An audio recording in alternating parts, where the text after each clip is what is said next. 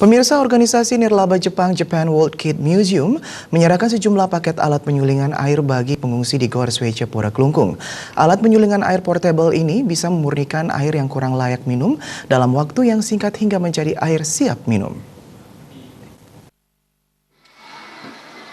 Bantuan alat penyulingan air dari perwakilan organisasi nirlaba dari Tokyo, Jepang, World Kids Museum diserahkan oleh Sakura dan diterima langsung Bupati Kelungkung Nyoman Suirta. Alat penyulingan air portable buatan Jepang ini bentuknya kecil, tidak memerlukan listrik, dan menggunakan sistem pompa untuk mengalirkan air.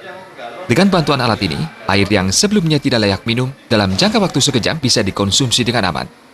Bupati Kelungkung Nyoman Suirta memberikan apresiasi kepada perwakilan World Kids Museum, Tomomi Sakura Ijuin, karena telah ikut peduli terhadap pengungsi Gunung Agung yang mengungsi di Gor Swece Pura Kelungkung. Alat penyulingan air ini merupakan salah satu alat yang sangat dibutuhkan untuk mengolah air di pengungsian. Dengan masih banyaknya pengungsi, pihaknya berterima kasih kepada World Kids Museum yang telah membawakan bantuan alat yang bermanfaat dari 100 perusahaan dan perorangan di Jepang. Bupati juga berterima kasih kepada semua pihak yang telah membantu penanganan pengungsi. Nah, tentu kami tidak bisa membangun sendiri, tidak bisa melaksanakan tugasnya sendiri. Perlu ada kerjasama yang baik antara seluruh komponen masyarakat, termasuk teman-teman kita dari luar negeri pun ada. Oleh sebab itu, dalam kesempatan yang berbahagia ini, saya mengucapkan terima kasih kepada World Kid Museum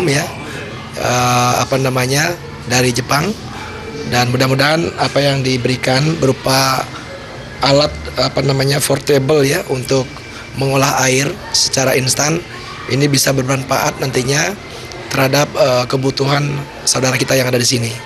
Nah, tentu ke depan kerjasama yang baik, komunikasi yang baik tetap kami harapkan sehingga peran serta kita semua bisa membantu saudara-saudara kita.